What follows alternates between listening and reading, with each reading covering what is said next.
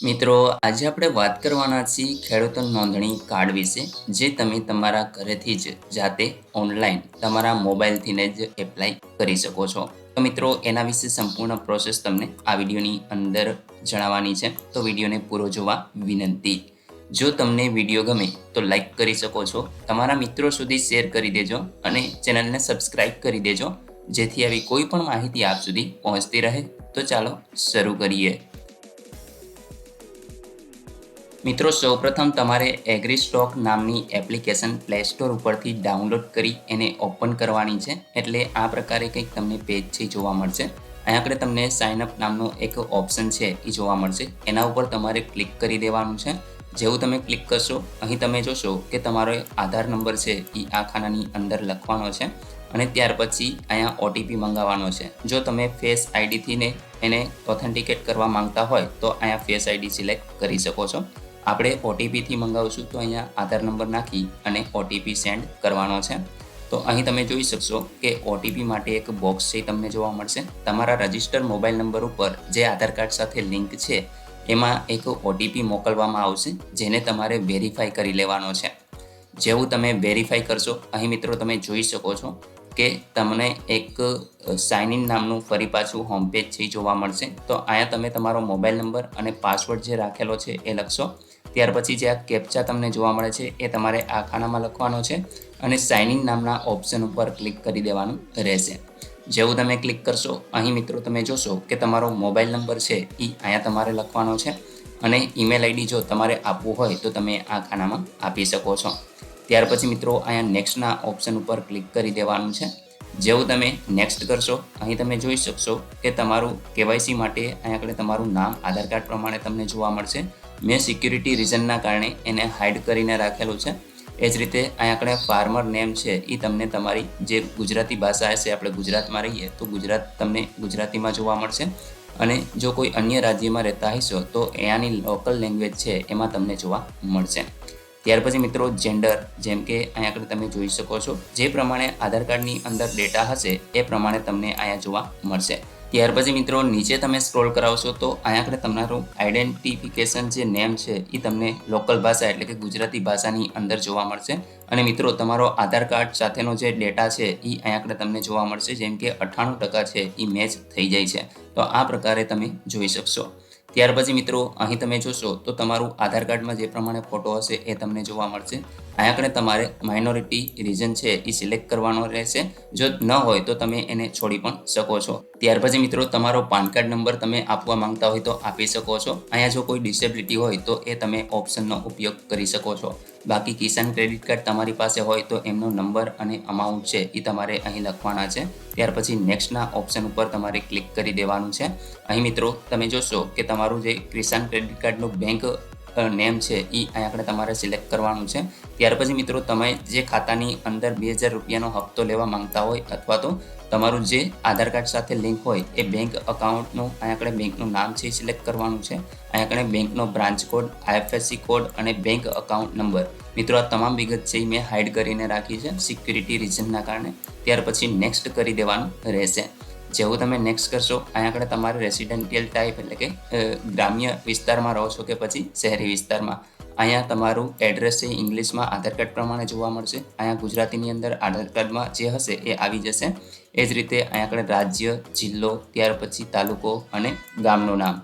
ત્યાર પછી મિત્રો આગળ જોઈએ તો અહીં તમે જોઈ શકો છો કે અહીંયા તમારો પિનકોડ નંબર છે એ તમને જોવા મળશે અને નેક્સ્ટના ઓપ્શન ઉપર તમારે ક્લિક કરવાનું છે. જેવું તમે નેક્સ્ટ કરશો, અહીંયા આગળ તમારું ફાર્મર ટાઈપ એટલે કે તમે ઓનર છો કે પછી કોઈ અન્ય, તો એ તમારે અહીંથી ઓનર છે એ સિલેક્ટ કરી લેવાનું છે, એટલે કે તમારી પોતાની જ જમીન છે. ત્યાર પછી અહીંયા નેક્સ્ટના ઓપ્શન ઉપર તમારે ક્લિક કરી દેવાનું છે. અહીંયા આપણે એગ્રીકલ્ચર અને લેન્ડ ઓનરિંગ ફાર્મર એ બે ઓપ્શન સિલેક્ટ કરી નેક્સ્ટના ઓપ્શન ઉપર ક્લિક કરી દેવાનું છે. ત્યાર પછી તમે જોઈ શકો છો કે અહીંયા આપણે જે ફાઇન્ડ લેન્ડ ડિટેલ એટલે કે જમીનની જે વિગત છે એ અહીંયા આપણે ફીચ થશે. અને ત્યાર પછી મિત્રો અહીંયા આપણે લેન્ડ ડિટેલ છે એ તમારે આપવાની છે, જેમ કે ગુજરાત, અહીંયા આપણે જે જિલ્લો છે એ, અહીંયા ડિસ્ટ્રિક્ટ, વિલેજ, તમામ વસ્તુ છે, સર્વે નંબર છે, ત્યાર પછી સબ સર્વે નંબર છે, અહીંયા આપણે ઓનર નંબર કેટલા છે અને મેઇન ઓનર નંબર કેટલા છે.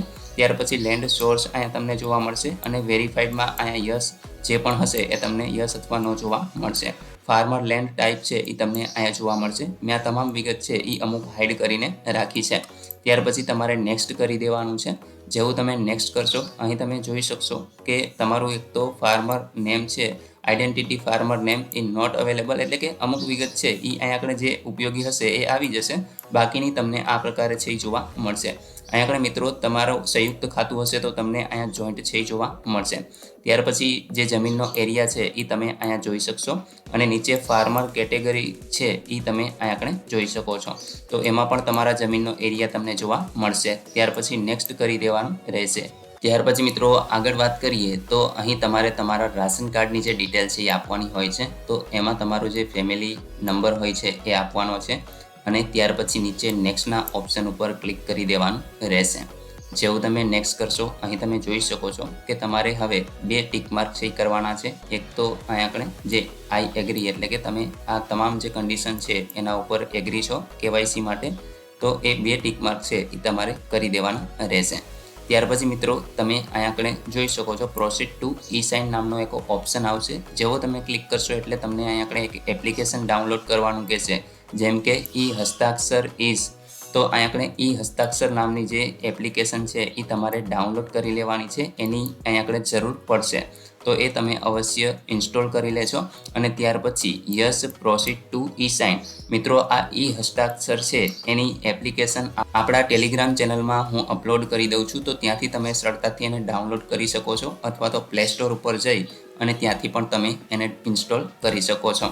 તો એ તમારે અવશ્ય કરી લેવાની છે. ત્યાર પછી મિત્રો તમે નેક્સ્ટ કરશો એટલે આ પ્રકારે તમે જોઈ શકો છો કે તમારું ફેસ છે એ રિકોગ્નાઇઝ કરવાનું છે, એટલે કે એનો એક ઇમેજ છે એ લેવાનો છે અને ત્યાર પછી તમે નેક્સ્ટ કરશો એટલે ઓટોમેટિક આ પ્રકારે તમે જોઈ શકશો e sign transaction process is complete successfully. આવો એક મેસેજ છે એ તમને જોવા મળશે અને ઓટોમેટિક 5 સેકન્ડની અંદર આ વિન્ડો છે એ ક્લોઝ થઈ જશે અથવા તો તમે ક્લોઝનું બટન પણ દબાવી શકો છો.